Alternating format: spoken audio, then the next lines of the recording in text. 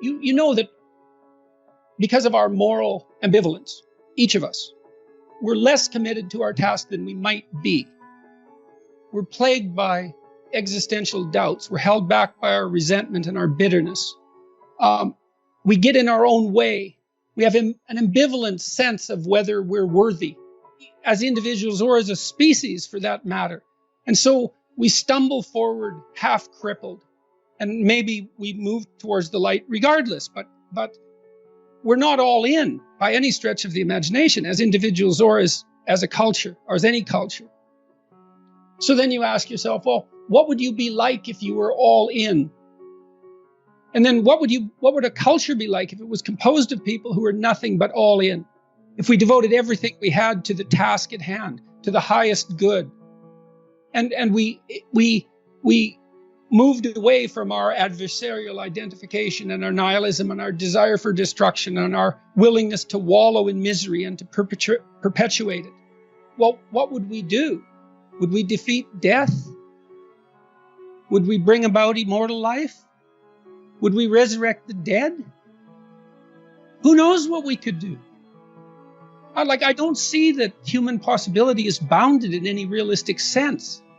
What we've already accomplished is absolutely beyond comprehension. And there are many things that we don't understand at all. And many of those things are going to be revolutionary. They're going to change the way we look at everything. You turn a blind eye. And ancient stories warn about this all the time.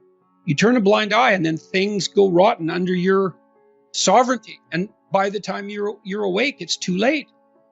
And that isn't, you've abdicated your responsibility. And that happens bit by bit, right? That's the other thing about it that's so pernicious. It's like people ask me, for example, why I chose this bill in Canada to die as a hill to die on, let's say. And it's like, yeah. Well, you're going to say no. If you ever say no, you're going to say no to something trivial, because things that go astray bit by bit. And so there's virtually never a sliding point where everyone says, oh, no. It's like, well, this much more. Well, I'm uneasy, but I accept. Well, then it's a little worse and you're a little lesser. And then it's this much more, you know?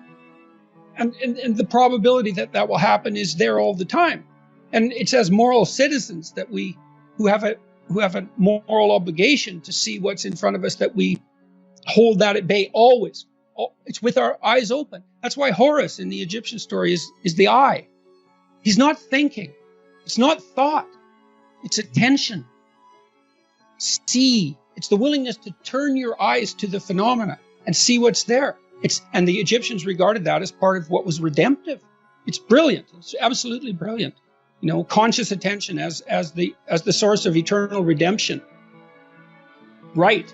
And I spent a lot of time talking about this in Maps of Meaning. So your interest manifests itself in ways you can't control, right? The instinct of meaning manifests itself, and then you follow it. That's the spirit Mercurius, right? He's the winged messenger of the gods. And so something brightens up for you, and you follow that, and you find your destiny that way. Jung's notion was that was the manner in which your potential future self manifested itself in the present and pulled you along. And so an example of that would be, maybe you're a child and you find someone you admire, and so they sort of glow, and then you mimic them. And it's because the mechanisms in your mind that are propelling you towards maturation find someone who's like you, so they're in the zone of proximal development, but somewhat more advanced. You latch onto them as an idol, let's say, and you mimic them, and that catalyzes your development. So that's the manifestation of interest. Now imagine that you pathologize that by through deceit and self-deception and refusal to attend to what's right in front of you. Well, you make yourself weak because you don't develop well, but you also pathologize that mechanism. The question is, what do you doom yourself to if you remain banal? And I think you doom yourself to an unconscious fascination with unearned power.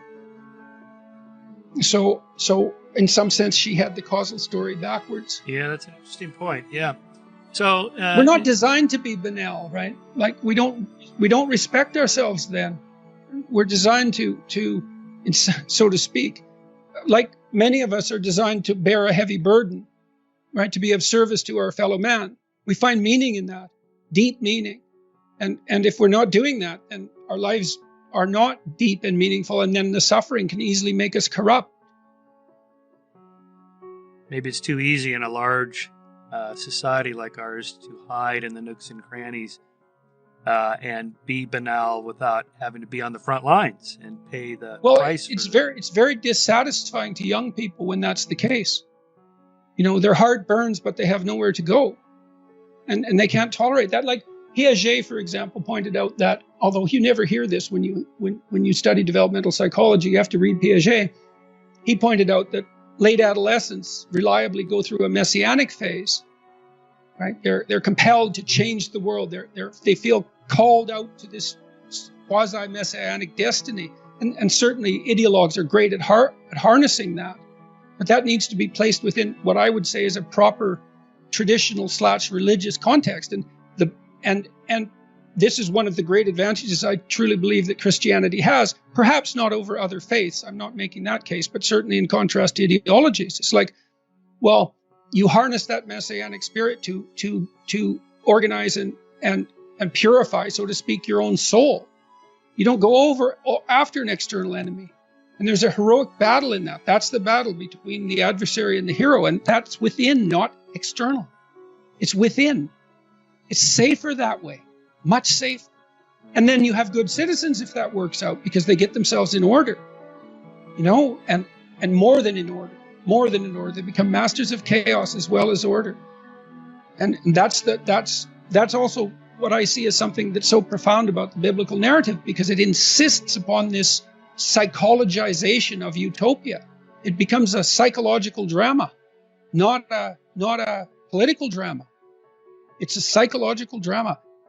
The moral battle takes place within the confines of your own psyche. And I think people know that, because they see that they're tortured by their own consciences. Yeah, well, we're not animals in a zoo. Like we're not camels in a zoo. We're not herbivores. You know, and just because we have enough straw doesn't mean we're going to lose our unbelievable capacity for destructive creation. And we don't know how to harness that. You know, and I've been trying, I suppose, in some sense to meet that desire for a call to adventure with what I'm writing and with my lectures, and to use responsibility in this moral domain as a battle that's of sufficient intensity to engage young people in particular property. It's like, get yourself together. See how difficult that is. See what you can do. Put yourself together. Stop doing the things you know to be wrong and see what happens. Put yourself together. And there's been an unbelievable response to that. And I think it's harmless in some sense, or as harmless as such things can be, because it is focused. It's like, change you. Leave the other people alone. Or if you want to change them, maybe you can do it through example. You know, but they're not the problem. You have enough problems with yourself. It's like, well, what are you complaining about? You've got enough to eat. It's like, fair enough, you know, who wants to starve, right? And so it's even hard to fight against. Well, I should be grateful for that. And yes, you should, but it's not enough. And you think about where we came from, our ancestors, what they struggled against. And from the time we were, you know, from our animal forebears all the way up to where we are now, whatever we're made for, it's not Twinkies and TV. You know, it's not willful blindness and the comfort that brings. It's not enough. And so we need this adventure. And that's something we're going to all have to contend with, because if we don't get the adventure right, then we'll get it wrong, and it'll lead us in terrible places.